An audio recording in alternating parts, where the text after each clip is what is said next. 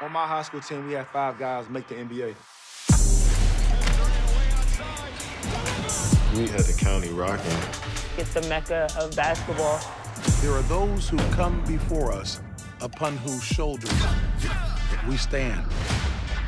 It's nothing that you can do to stop a competitive edge. It's just in the water.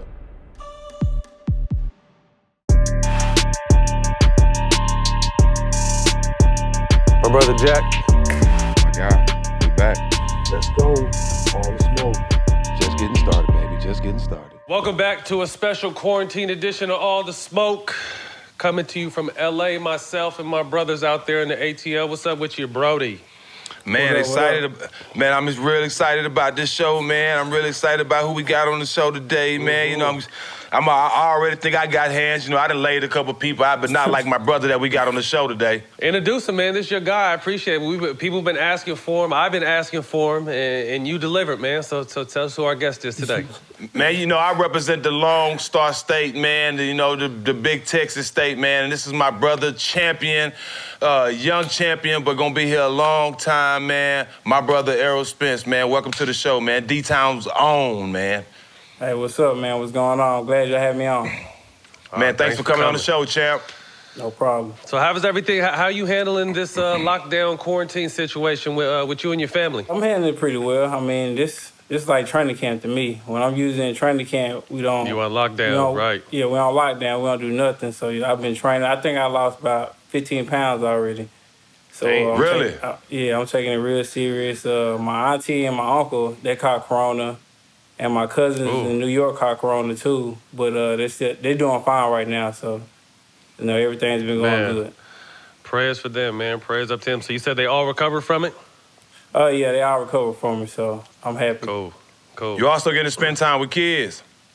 Yeah, man. My 2 babies are 3 and 4 years old. And, you know, we just been spending a lot of time together, going outside, running around. You know, they've been in the house, trapped in the house, can't go to school. So right. They just been tearing everything up inside the house. So, you know, I let them get away with a few things. For sure. Hey, so what's training like? You know what I'm saying? I know you said you've been training. What's that like today? I mean, you know, you with everything going on, all you can do is train. Like, it's different from like when you're training for an opponent. Now you're just training just to stay in shape, to stay on top of things? Yeah, right now I'm actually training to just lose weight. Because I'm a guy to get high in weight. I get to the high 180s, probably like 185, 186. So right now I'm running 2 times a day. Running the morning time 3 miles, and running at night about 4 or 5 miles in a sauna suit. And then when I go to the gym, we just hitting the bag, and then I'm hitting the mitts 20, 30 minutes with my coach. But it's just me and him in the gym. Like, nobody else can go in there. Okay. Yeah, shout out to DJ. Shout out to DJ. DJ, that's a connection I got. He came to a couple of Big 3 games, and me and him plugged up, and then we met at a couple of fights. So shout out to your trainer, DJ, man. He's a good dude. He's a solid dude. Appreciate that. Dope. So you're fully healthy right now. I mean, obviously, depending on this pandemic, do you guys have a target date of next time you're supposed to get in the ring? It's supposed to be either October or November. I don't really have a target date yet. You know, I got into a bad accident last year. And October 10th, I got into a bad accident. And then, you know, that kind of delayed my return because I was supposed to come back in that January. But then I got hurt, so I've been out for a while. So in all actuality, this pandemic really been helping me out a lot. And so really just basically, recovery and just, you know, taking my time to get back. But I'm already back. I'm 100%. I went to a facility in Cleveland where they checked me out, checked my brain, gave me MRIs and things like that, and everything went well. So, you know, everything's been going good. I think I'm no restrictions, right? No restrictions in your training? No restrictions in my training set sparring. I can't spar yet because I got my teeth knocked out, and I actually got they put 2 posts in my mouth, with 3 posts in my mouth, and I'm waiting on them to heal, and once they heal, then I get my permanent teeth, and then I'll be able to spar. Yeah, bro, I've been there. I've been there, bro. I got into a shootout, got hit by a car in Indiana, and knocked all my teeth out, so I've been there, bro. Dang. Oh, they put posts in your mouth too? Now they had to put posts, but I had to have plastic surgery on my lips and my teeth with no anesthesia for 2 hours. Oh, man. Well, talk to us. Take us back to that night. Obviously blessed to still be here. I think the world has seen the actual accident. October 10, 2019, you escaped with your life. And not funny, but, you know, I've heard people speak and you speak on not wearing a seatbelt possibly saved your life. Yeah. Talk to us a little bit about that. Well, man, just being reckless. I just won. I just beat Sean Porter. So, you know, that was a hell of a fight, by the way. Yeah, I want some money on that fight, too. I want some money on that. Hell of a fight. Y'all boys is going at it. Appreciate that. So I just beat Sean Porter. So, you know, I feel like I'm on top of the world. You know, I'm having fun with my friends. We going places. We just came back from Miami. Well, I dropped my Ferrari. I had a Ferrari 488. You know how fast those is. Them things. Woo. Yeah, they fast. And something happened, I had stopped, and then it just flipped. Then it just flipped over, and then I got ejected from the car. Because it was a convertible. I got ejected from the car, and then, you know, the rest of history. I woke up in the hospital, and I don't even remember being in the hospital. The only thing I remember being at home. About 3 weeks later. Thank God. So what kind of what damage to your body? You spoke on knocking your teeth out. Any other major damage? No other major damage to you? I think Angel's with me because I didn't break any bones, no fractures, no anything. The only thing that was hurting, like my neck, my hip was hurting, both my shoulders hurting. All this was scraped up. My shoulder was scraped up. My legs was scraped up. But, you know, I came, you know, basically, you know, unscathed. Like, I mean, I should have lost my life that night. And I definitely would have lost my life tonight if I'd had a seatbelt on. Man, that's crazy. Man. Let's take a step. Man. Let's take a step though, right back before that situation. September 29th. You know, like you said, you unified the belt, beat Sean Porter in a hell of a fight. Talk to us about that experience, man. That was a crazy fight. Jack and I both obviously shouted you out. You know, I've been a fan for a minute. Jack been a fan for a minute. We did our little shout outs, but to be able to watch you two go to war. And you come out on top and pick that belt up. Talk to us about that. It was a great fight. I think I made it a lot harder than it was supposed to be because, you know, just the weight drop. I came down from, I think, 189 pounds, you know, to 147. So in a matter of probably 9 weeks. So the whole training camp, I was running 2 times a day, you know, hitting the bag in the sauna suit, you know, just training in sauna suits and just replenishing myself, losing weight. And, you know, I just made it a lot harder than it was supposed to be. And, you know, I could have made it a lot easier. It was a great fight. You know, we both showed a lot of heart and determination. I know he's been calling for a rematch, but unfortunately, that's gonna have to wait. You know, I got a lot of bigger fish to fry. I don't want to see that again. I don't want to see that again. You got guys like Manny Pacquiao that I've been, you know, trying to fight. He's the cash cow right now. He's the cash cow. So that's a guy I definitely want. Garcia, Bud Crawford been talking. Yeah. You got some formidable opponents ahead of you. Real quick, I wanted you to touch on, though, because I don't think people understand. I used to play football, so I used to try to do the quick, but the cutting weight and how hard that is mentally, physically. And then, like you said, you sound like you walk around about, 185 normally? Yeah. That's your normal walk-around weight?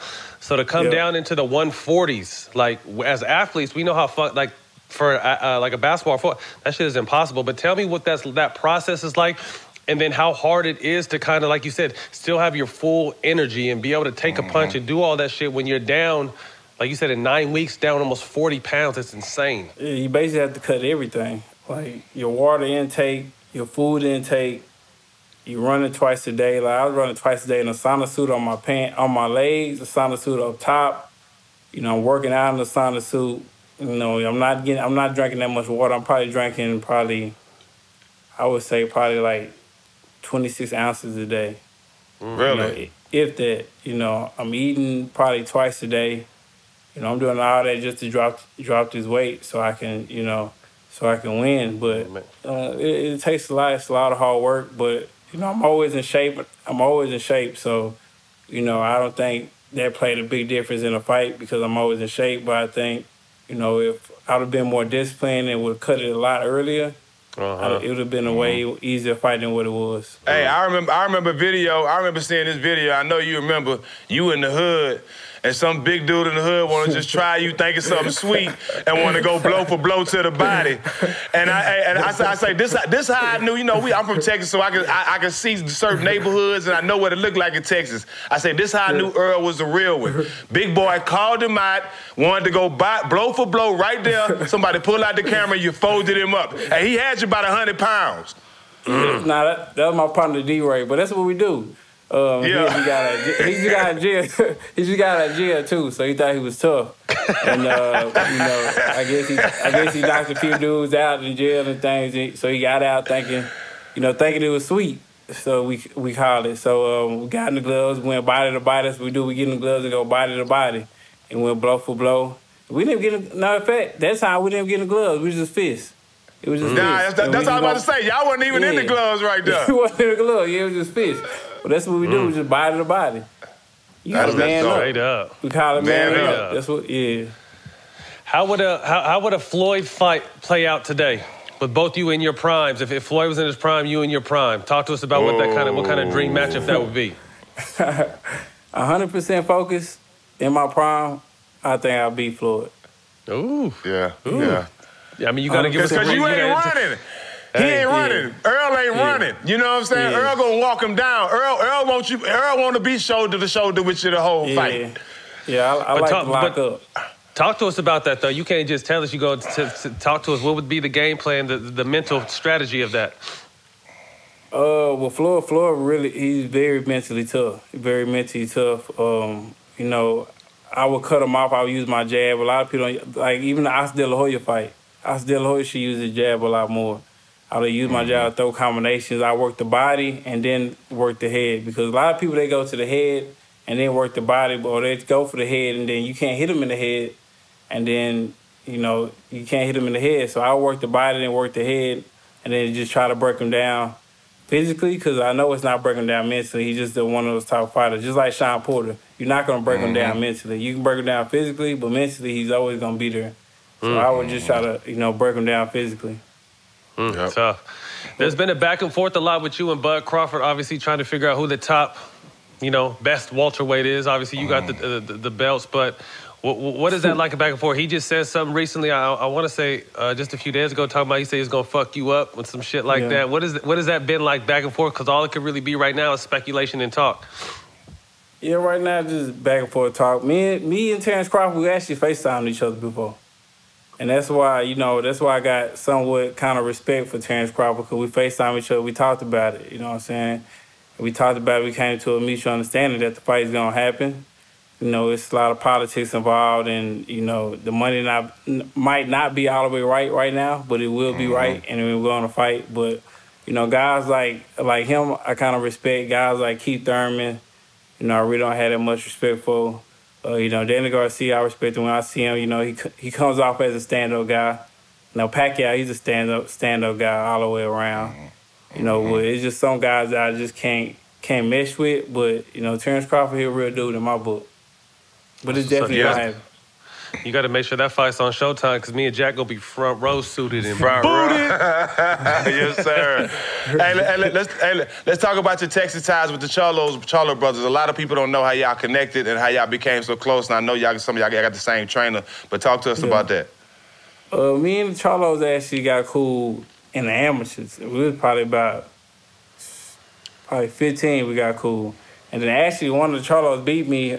I can't remember which one. I think it was Jamal. Don't say that. Don't say that. Yeah, I know that come up all the time.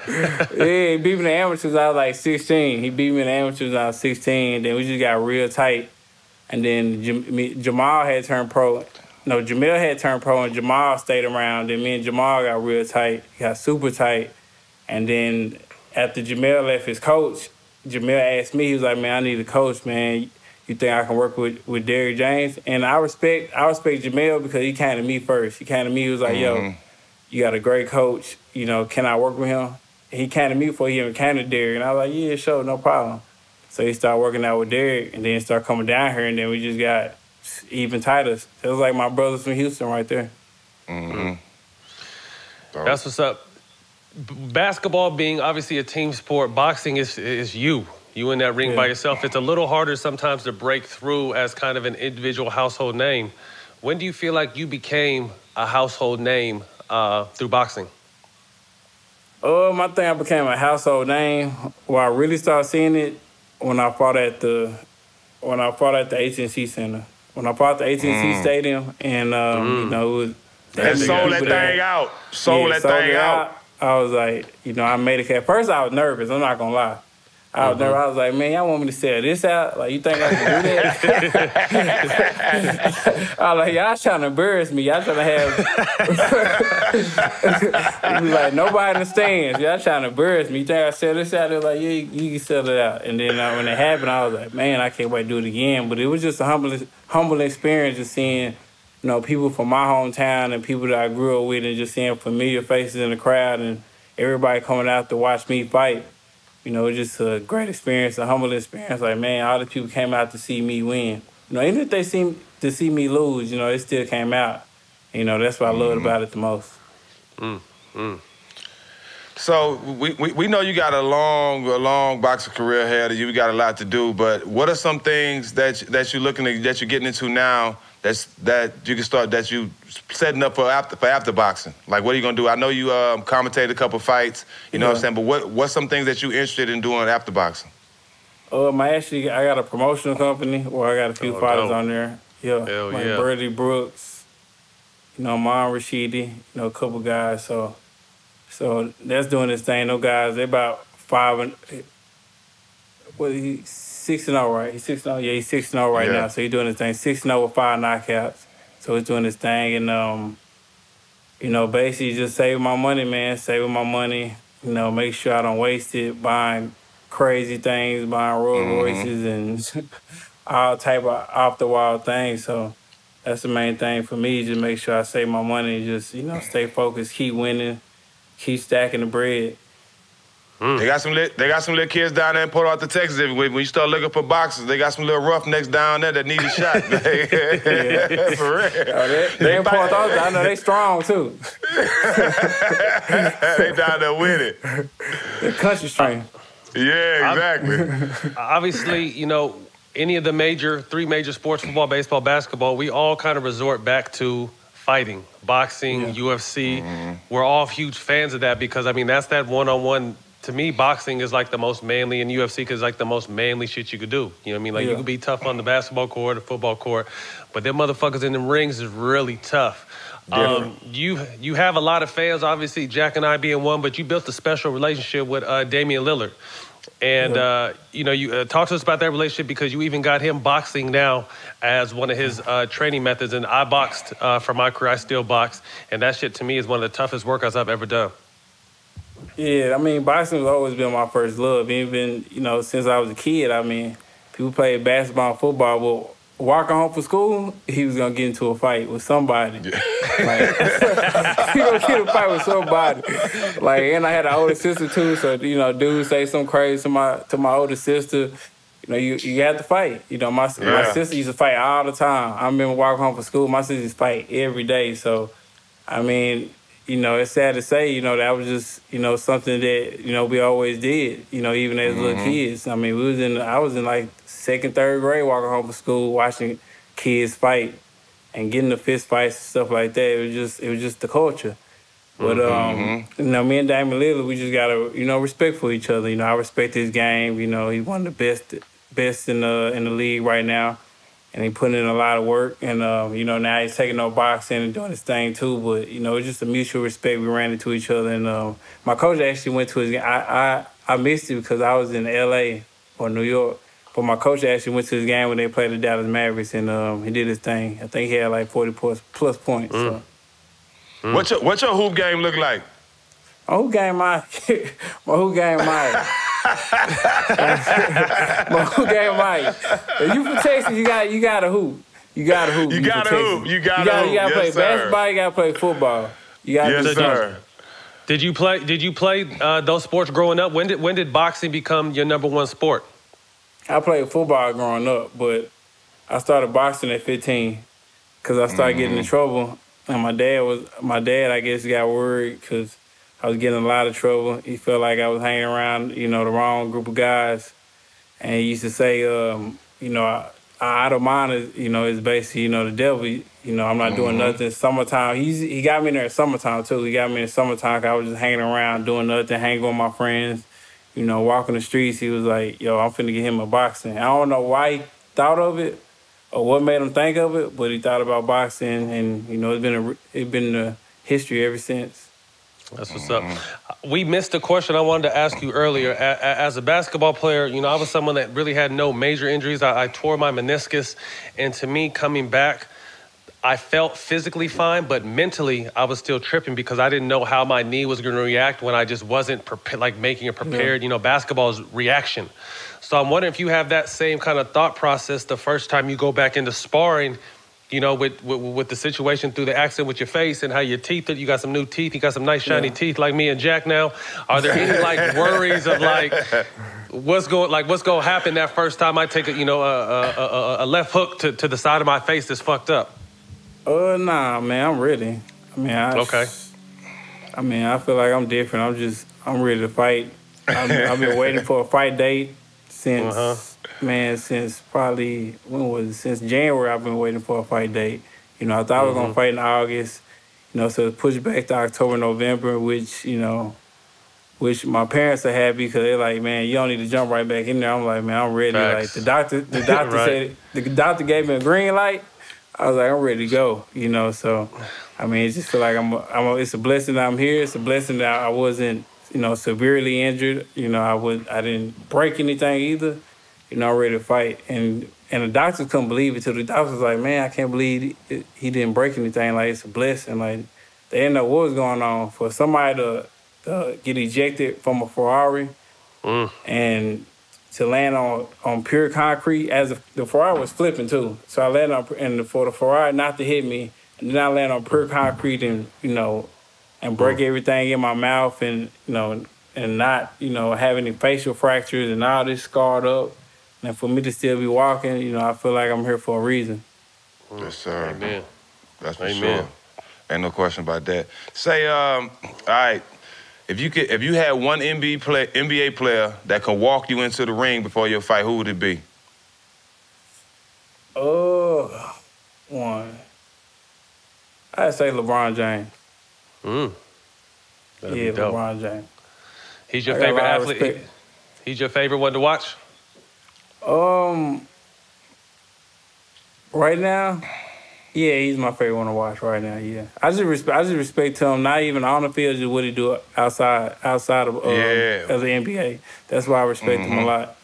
It don't have nothing to do with basketball. Just That's how he is a family man. Yeah, how he is a family man. How he put his homeboys in place. Yeah, how he put his homeboys in place to win and things like that. Like, you can't do nothing but respect it. Right. No scandals with him, no nothing, man. That's big tough. coming from somebody like him. That's tough. Yeah, A1. All the temptation coming his way, that's tough. Right. Word. I couldn't do it. What is it like to you though when you walk? I know it's basketball. It's different because you're in constant, focus during the fight. But I know, what is it like when you see stars come out to watch you, superstars from other sports come out to your fights and watch you, and you see them sitting ringside? How does that make you feel? It'll pump you up. It definitely gets your blood flowing. Like I think my last fight, it was like Magic Johnson, all the Larry Bird out there and things like that. It pumped me up. It just, man, you ready to fight. You really ready to show out too. Like, you like, man, I got to show out in front of them. Right, so it comes to the next fight. It comes to the next fight, I got to show out. Like they were saying, Martin Lawrence was there and things like that. I was like, man, I got to show out so it comes to the next fight. So it really just makes you want to show out.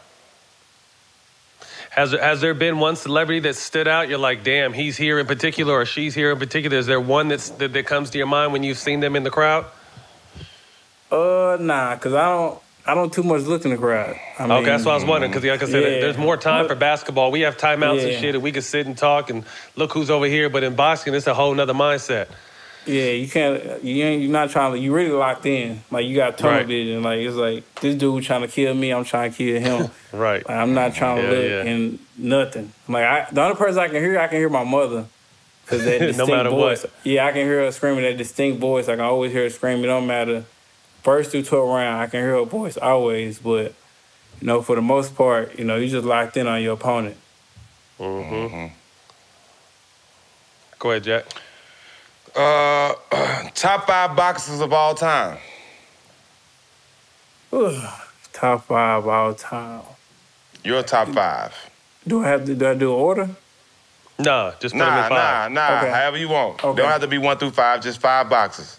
Pernell Whitaker. Oh, Sweet Pea. Sweet Pea. Rest in peace, Sweet Pea. Sugar Ray. Mm-hmm. Gerald McCullough, G-Man. Ooh. G-Man. Muhammad Ali. Of course. Terry Norris. Terry Norris. People don't know about Terry Norris, man. Andy from Texas. Yeah. Terrible Terry. Terrible Terry, yes, sir. And Lennox Lewis. Lennox Lewis. Yeah. We got that Jamaican connection, so. Master that jab. That jab. Jab was a killer. That long jab, too. Ooh, for how big and long he was, too. It was deadly. I gotta get that. So if you were offered a three-fight deal, money is everything you can imagine. The money is perfect. Who would be your 3 opponents? 3-fight deal. The money was perfect. Mm-hmm. I do Pacquiao, Terrence Crawford, and who else? Danny Garcia. No Floyd?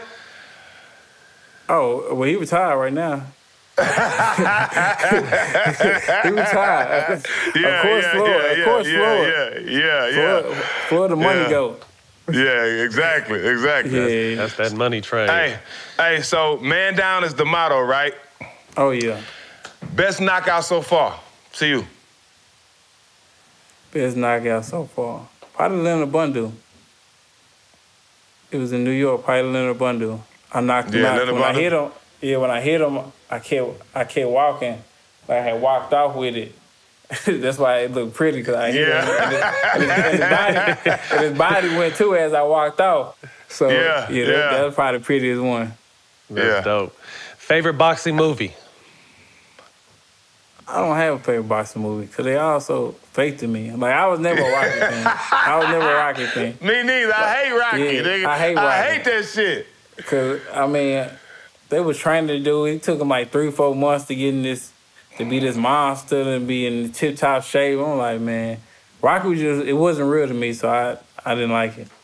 See, I love hearing that perspective, though, because, like I said, we feel the same way about, like, when they try to do like, motherfuckers, it's hard to emulate basketball players. That's why basketball shit don't work. So it's interesting to hear you say that, because, like I said, if you're really in that sport, that's not how shit really works. But somehow this is the movies, though. Like chasing chickens and stuff, man. I wish my coach would put me in the ring. Somebody got catch these 3 chickens. So I'll be back tomorrow. Oh, shit. Check it out. I ain't chasing no chicken, man. We all on quarantine. What you binge watching when you're not training? Narcos. What else? Of course. Man, I didn't rewatch Game of Thrones because I've been so bored. Yeah. Game of Thrones is the shit, man. It took me, I watched all that shit last year in probably like a month, because I was never into that kind of, my mind never took me there, so I was just like, give this shit a try. That shit was unbelievable. Nah, it's dope, especially the ending. Hell yeah. Nah, it was dope. Yeah, they're supposed to have they're supposed to have Mother of the Dragon, they're supposed to have some other shit coming, right? I think so, if I'm not mistaken. I thought she died, though. But I think it's supposed to be a prequel. Oh, okay, yeah. Mm-hmm. I can see that. I mean, they made so much money off of it. Man, what? Hell yeah. Gotta bring it back. Sure. I know you in a tough weight loss, dropping weight, trying to shed weight right now. Is there anything you like to snack on, though, during these lockdown times? Right now, I'm pretty much locked in. Like, I'm really not snacking on nothing. Like, I'm locked in. Like, if I show you my fridge right now, there's nothing in there but waters. Like, I'm locked in. I already got my organic food, everything. Like, I'm basically eating healthy right now, because I'm trying to not go back to where I used to go to be like 190, 180, 185. I'm trying to stay at 160, so when the fight comes, it's not hard. Because it used to be hard on me. I'll be weighing like 180, and then next thing you know, I got a press conference. I go to a press conference, and I'm spending my whole day in a press conference, and I gain like 6 pounds just being in a press conference just because, you know, you losing water, your body like a sponge. And when you losing water, and then as soon as you drink some water, you gain the weight just like that instantly. Wow, that's crazy. So now I'm trying to do it the right way, and just how I did it back when I was, you know, broke and just hungry. When I used to weigh just 160, 158, and then got down to 147 real smoothly. Tell people what it's like when you say you're locked in. Tell me what your eating ritual is and what kind of food you are eating. Oh, right now, like in the morning time, I'm eating egg whites, eat avocados, spinach. For lunch, I'm eating spinach, or I might eat a salad. I might eat a salad with some eggs in there, egg whites in there, no yolk, because the yolk is mainly just fat. For dinner, I'm eating chicken breasts, little brown rice, nothing fried, everything steamed and stuff like that. So basically, I'm cutting out all the junk food. I'm a big junk food dude. Even when I'm in training camp, like I eat a lot of candy. Me too. Chips, yeah, man. How hard is that though? Because that discipline, that's everything. Because like I said, I used to cheat like that too when I played because I knew I'm gonna bust my ass working to be fine for the season. Now I'm done, and I be eating that shit like, oh shit, this shit ain't gonna come off that easy. You know, how tough is that mental discipline not just to have to always eat the right shit? The first 3 weeks to a month is tough. Like it's tough as hell. Once you get through that first month, then you're good. But that first month is tough because you keep reverting back, or especially on the weekends, Friday and Saturday, or Sunday, on the weekends, you know, your friends might come over, or, you know, somebody doing something, or you go to your mother's house and your mother got chips and got cakes and got sodas. You know, you end up you talking to her, you eating at the same time. And then once you get home, step on the scale, like, damn, I gotta go running. And then you gotta go run it again, and you gotta work it out in the next week. So, you know, basically with me, I just stay home, man. I just stay home because I know I'm not that mentally tough where I can just go over somebody's house and I don't look in their cabinet, or I don't look in their fridge, or they cooking something, and I say, nah, I'm not gonna eat nothing. You know, with me, you know, food is my guilty pleasure. So, you know, when it comes to food, I'm gonna eat. That's why I get so high up in weight. So, you know, right now I'm just cutting everything out. And I'm kind of glad now because now I'm not going to my mother's house. You know, she locked in. She's quarantined up. You know, my dad quarantined up, so I don't go over their house at all because, you know, I'm not hanging around anybody, but, you know, I still be around my kids and stuff like that, and my kids be with their mother. So I don't want, you know, I'll be the reason why my mother or my father catch anything. So, you know, I haven't seen them in probably like a month. That's tough. Yeah. You being from Texas, I know you got a great relationship with Yella Beezy, and you got a big background, and you deep into Texas rap. But what are the artists you listen to right now? What you got on repeat? The new Lil Baby. Yeah. Let go. Like Lil Baby coming to his own, especially it ain't mumble rap. He's like you can actually hear what he's saying. So right. I'm rocking with He got a story. He got a story to tell. Yeah, he definitely got a story to tell. Like you can tell, like dude comes, you know, from the streets. But I'm rocking Lil Baby heavy. What's your definition of all the smoke? Because you drop that line constantly in your press conferences. So I mean, obviously that's the name of our show. What is your definition of all the smoke? My definition for all the smoke is, you know, I want all the smoke. Anybody. That's for anybody. Whoever. If you're a boxer, whoever want to fight, and that's how I came up. I was coming up, I was like 13, 14-0, calling out Keith Thurman, Sean Porter, all these guys. And, you know, now I got 2 belts, now these guys, and I'm the money guy right now, besides you're the hunted. Now these guys want to fight me. You know, like I tell them, I want to fight you too. I want to fight Keith Thurman, but if it's not making sense right now, like Keith Thurman want to fight me now, he just said that he'll fight me and Terrence Crawford. But me, I'm not interested in fighting and Keith Thurman because he didn't want to fight me when I was coming up. Like, for like 3 or 4 years, he was like, who is this guy? I don't want to fight. He ain't done nothing. He ain't did this, he ain't did that. So once you get in the position to fight me, then I'll fight you. But for right now, you know, I'm looking at Pacquiao, I'm looking at Terrence Crawford, I'm looking at, you know, the top guys. You know, I want all the smoke for all the top guys. Period. Yeah. That's what's up.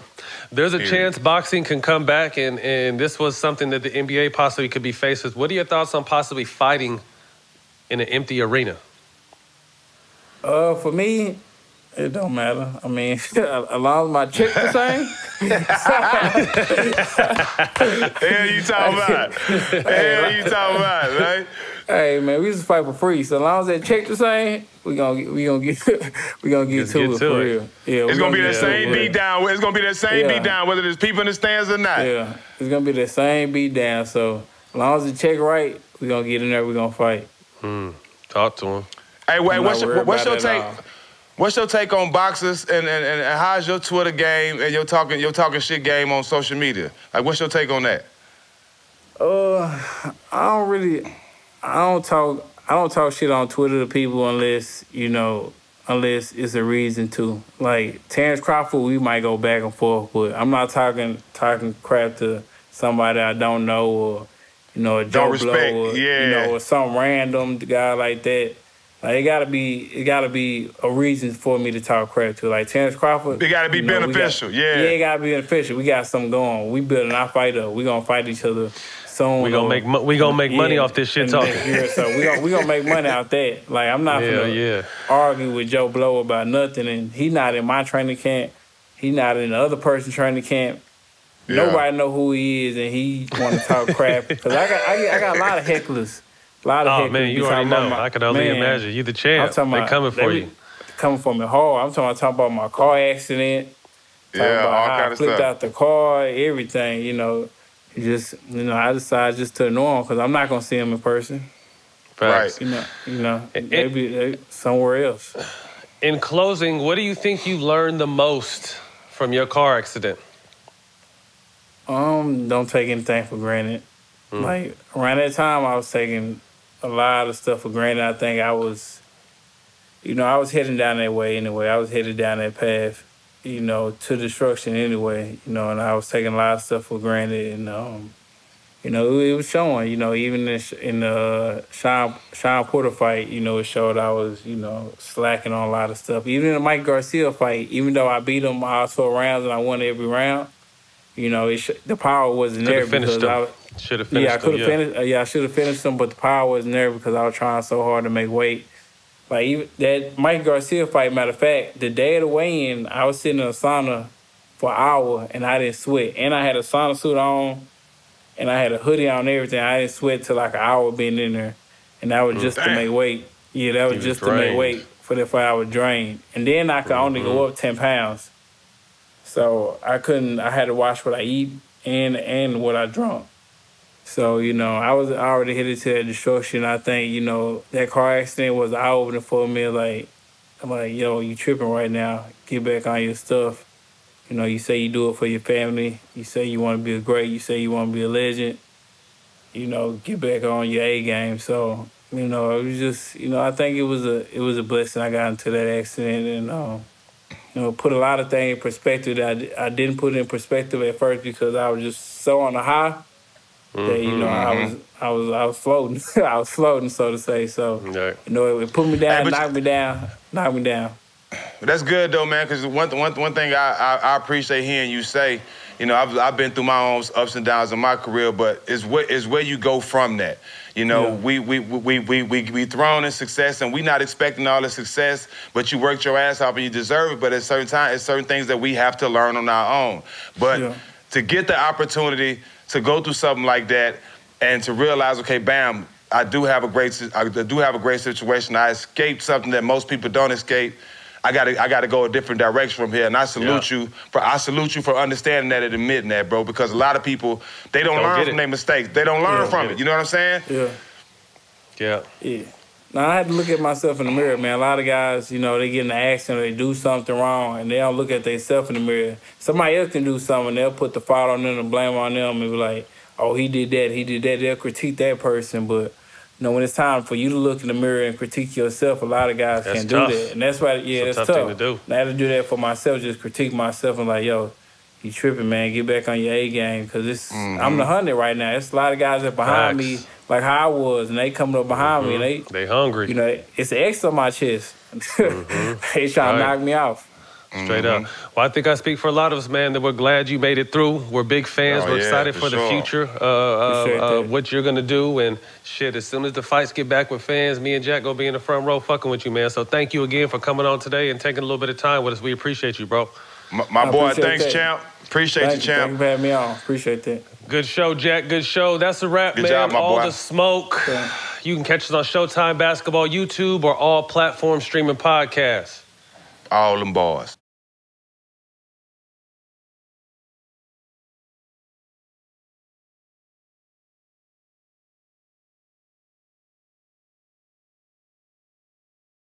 There's something about how this place forms a different kind of person. On my high school team, we had 5 guys make the NBA.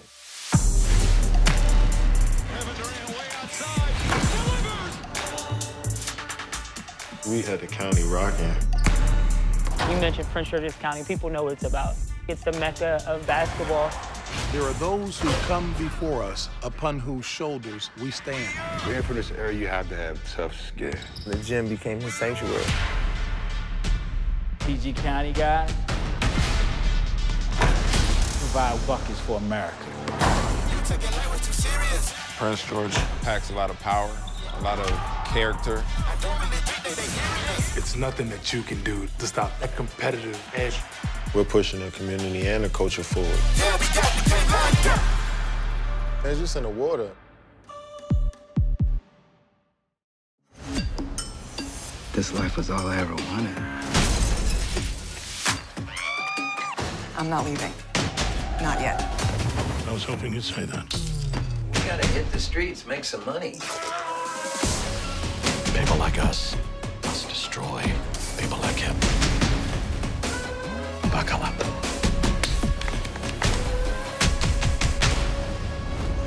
Get Showtime free at SHOWTIME.com.